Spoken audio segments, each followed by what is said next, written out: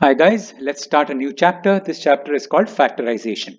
Now, what does factorization mean?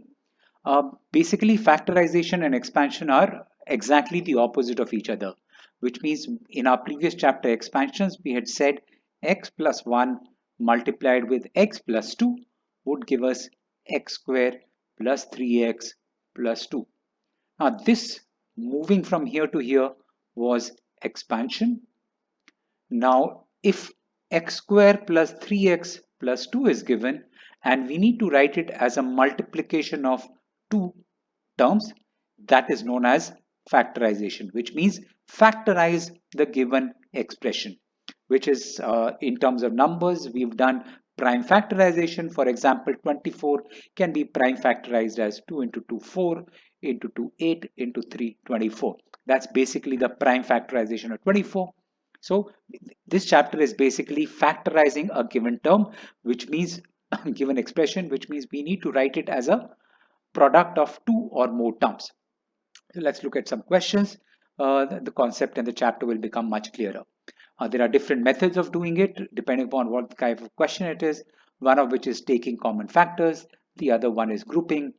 This is for a quadrilateral, not quadrilateral, quadratic expression, which is splitting middle term, difference of 2 square, or sum or difference of 2 cubes. So let's look at the first kind, which is when you take common factors or you group them together. So this is the one which is about taking common factors. So this one has two terms. The first term is a multiplication of three terms and the second term is a multiplication of three terms. I notice 2x minus 5y is common between both these terms, and I notice 2 is also common because this is 2 and 6 can be written as 2 into 3. So what I can take common between the first term and the second term is 2 times 2x minus 5y. What remains from the first term is 3x plus 4y, which is with a minus. What remains from the second term is 3 times x minus y. Let's look at it again. 2 times 2x minus 5y is gone. So what remains here is 3x plus 4y. 2 times 2x minus 5y is gone. What remains is 3 times x minus y with a negative sign. Basically, if I were to multiply this common term with the first term, this is what we'll get. And if I were to multiply the common term with the second term, the second thing is what we'll get. So let's see if we can take or simplify it any further. In the big bracket, I have 3x plus 4y minus 3x plus 3y. Yes, minus 3x plus 3y. 3x and minus 3x gets cancelled. So this is 2 times 2x minus 5y multiplied with 4y plus 3y. So this is 2 times 2x minus 5y multiplied with 7y, which means 2 into 7y, 14y times 2x minus 5y. So if I were to multiply this, this is the term that I will get after simplification. Good. Let's look at our second question. The next question that we do will be question number 4. Let's look at question number 4. Question number 4 says 2x times a minus b plus 3y times 5a minus 5b plus 4 times 2b minus 2a. I notice a minus b is common here. Here this is 5 times a minus b, which means if I were to take 5 common, so if this is 3y is already there. If I take 5 common, what would remain is a minus b plus 4z times, oh, in fact, I notice this is 2 is common here. So 4z into 2 b minus a. So this is 2x times a minus b plus 15y times a minus b plus 8z times b minus a. Now, we've done this earlier in our previous classes. If you need to change the sign of all the elements inside the bracket, you can change the sign of the uh, number outside the bracket, which means if I were to just expand it, you would notice that this is 8zb minus 8az. Now, if I were to write this as minus 8z times a minus b, let's see what will I get. I would get 8az plus 8bz. That's the same thing. So that's what it basically I'm saying, which is if you need to change the sign of all the elements inside a bracket, change the sign of the number outside the bracket. So this is 2x times a minus b. But why do I want to change the sign? Because if I change it, then I'll be able to get a minus b common in all three elements. So this is 15y times 8 minus b minus 8z times a minus b. A minus b is common in all three elements. So what I get is a minus b times 2x plus 15y minus 8z. That's it. There's nothing else that I can simplify. So that's the answer. Let's look at question number 5. A cube plus a minus 3a square minus 3. I notice that I can take a common in the first two elements. Let's see if this works. So if I take a common, what I'm left with is a square plus 1. If I take negative 3 common, what I'm left with is a square plus 1. Let's confirm again. Yes, negative 3a square plus 1, and this is a cube plus a. So now a square plus 1 is common, so which is a square plus 1 times a minus 3. Perfect. So we've been able to factorize the given expression. Let's look at the next question. The next question we're doing is question number 6. Question number 6 is 16 times a plus b whole square minus 4 times a plus b. I notice a plus b here. This can also become a plus b. So let's just write this as a plus b first. So this is 16 times a plus b whole square minus 4 times a plus b. Yes, so I have taken a plus b. I can take a plus b common. So if I take a plus b common, in fact, I can take 4 also common because this is 16. This 16 can be written as 4 into 4, right? So for simplicity's sake, let's write this as 4 times a plus b multiplied with a plus b. So this is a plus b whole square. This is 16 minus 4 times a plus b. Let's see what's common. 4a plus b and 4a plus b is common. So what I take common is 4 times a plus b, and in the first term what remains is 4 times a plus b, and what remains in the second term is 1. So minus 1. Let's open this bracket. So we get 4 times a plus b times 4a plus 4b minus 1. So we've been able to factorize the given expression by taking something common. Next, I notice that there is nothing common between these two elements the way it's given. So let's try and open the bracket and see what do we get. So this is abx square plus ab plus a square x plus b square x. Now, originally these two terms were, the first two terms were grouped together, but it was not helping us. So let's try and group something else together. Let's try and group number 2 and number 3 and number 1 and number 4. Let's see if this helps us. So abx square plus b square x plus ab plus a square x. Let's group it the way I have underlined now. What's common between these two terms is bx. What remains from the first term is ax plus b. What is common between these two terms is a. So what remains is b plus ax. Now I notice b plus ax is common. So let's take b plus ax common. This is ax plus b, which was common, multiplied with bx plus a. Yes, so that's the answer. We've been able to factorize the given expression. Let's look at the next question. The next question that we're doing is question number 11. It says ax plus by whole square plus bx minus ay the whole square. Again, nothing is common, so we will have to first open the bracket and see what do we get. So this would be a square x square plus b square y square plus 2 times ab xy. Yes, 2 times ab xy. Let's open the second bracket. So this will be b square x square plus a square y square minus 2 times ab xy.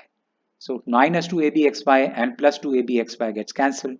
So we have a square x square plus b square y square plus b square x square plus a square y square. Let's group the first two terms, but I don't have anything common between the first two terms. So let's group number 2 and number 3 and number 1 and number 4. So what we have is a square x square plus a square y square plus b square y square plus b square x square. Let's group the way I have underlined. Common between first two elements is a square. What we get is a square times x square plus y square. Common between the second two, the third and the fourth element is b square. What we are left with is x square plus y square. Again, in these two terms, x square plus y square is common. So if I take x square plus y square common, what we are left with is a square plus b square. That's our final answer. You should write your final answer as ax plus by a whole square minus, not minus, plus bx minus ay the whole square is equal to x square plus y square multiplied with a square plus b square. That's the way you should represent your final answer right at the end. Okay, let's look at the next question. That's question number 13. 2a minus b the whole square minus 10a plus 5b. I notice that this has, if I take 5 common, I would be left with this 2a and b. So let's take 5 common from here. We have 2a minus b the whole square minus 5 times 2a minus b. Yes, 5 into 2, 10, and minus 5 into minus b will be plus 5b. Perfect. So we have 2a minus b common between these two elements. So 2a minus b, I take common. What remains from the first term is 2a minus b. What remains from the second term is minus 5. So that gives me my answer. 2a minus b whole square minus 10a plus 5b can be written as 2a minus b times 2a minus b minus 5. And that's my final answer. Good. Let's move on to the next question. The next question we do is question number 15. Y square minus a plus b times y plus ab. Again, I notice there is nothing common between these three elements. So let's try and open the bracket. So y square minus ay minus by plus ab. Okay, let's take y common between 1 and 3 and a common between 2 and 4. Is there any way else I could take y common in 1 and 2? Yes, you could do that as well, but you figure out which one works better for you. So y square minus by minus ay plus ab. Grouping it the way I have underlined, what I get from the first term is y times y minus b. If I take negative a common, what I am left with is y minus b. Negative ay plus ab. Y minus b is common between these two elements. So y minus b times y minus a is equal to y square minus a plus b times y plus ab. So that's the factorized form of the given expression. Next one is question number 16. Question number 16 says a square plus 1 upon a square minus 2 minus 3a plus 3 upon a. Now I notice that this is, if I take 3 common, this will be in the form of a plus 1 upon a or a minus 1 upon a depending upon what I take common. And I notice that this can be written as a minus 1 upon a the whole square. Yes, a minus 1 upon a the whole square. Right? And if I take negative 3 common, this is a minus 1 upon a. Yes, I hope you remember a minus 1 upon a the whole square is a square plus 1 upon a square minus 2. That's the reason, right? So that's the reason why I have done that. Now, between these two elements, a minus 1 upon a is common. So if I take a minus 1 upon a common between these two expressions, or these two elements, what I'm left with from the first element is a minus 1 upon a. From the second element, it is minus 3. So that's the final answer. And this is equal to a square plus 1 upon a square minus 2 minus 3a plus 3 upon a. So that's the final answer. You should represent your answer in this form. That brings me to the last couple of questions from this exercise. and this is question number 18. A square plus 4b square minus 3a plus 6b minus 4b. This is a whole square and this is 2b whole square. If I look at these two and the last element and I group these two together, let's see how does it help us. So this is a square plus 2b whole square, not plus, minus. This is minus 2 times a times 2b and minus 3 times a minus 2b. So I have taken negative 3a plus 6b here. This is negative 3a plus 6b and this is a square 4b square minus 4ab.